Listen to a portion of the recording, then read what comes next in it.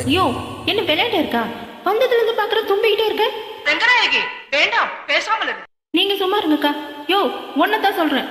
ஏப்பா நாட்டுல மனுஷன் தும்முனா கூட தப்பு? தும்புனா ஒண்ணும் தப்பு இல்ல. ஆனா இங்க ஒருத்தன் அழகா நடிச்சிட்டு இருக்கும் பொழுது டிஸ்டர்ப் பண்ற மாதிரி தும்புறியே, அதான் தப்பு.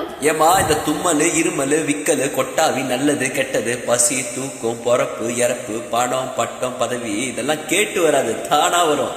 வந்தாலும் ஏன் கேட்க முடியாது, போனாலும் தடுக்க முடியாது. எச்சச்ச எச்சச்சா கச்சச்ச கச்சச்ச. இது வாசனா புத்து தூள் கலப்பிட்டமா நீயும் பேசுறிய.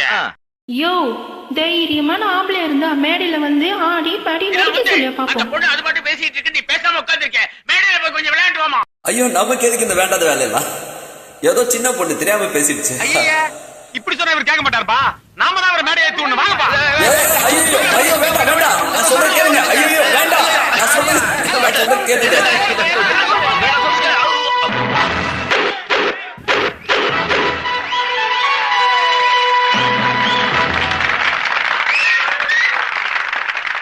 பெண் பார்க்க வந்த மன்னவனின் மனதை புண்படுத்திய மருது நாட்டின் மகளே, ஆணின் அழகை முகத்தில் பார்க்காதே, அகத்தில் பார். மற்றவர்களின் மனதை புண்படுத்துவதற்கு பதிலாக நீ கூறிய அதே பதிலை கொஞ்சம் புன்னகையுடன் கூறிப்பார்.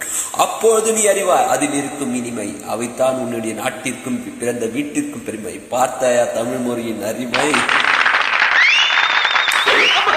வீம்பாக பேசாதே, வீணாகி விடுவாய்.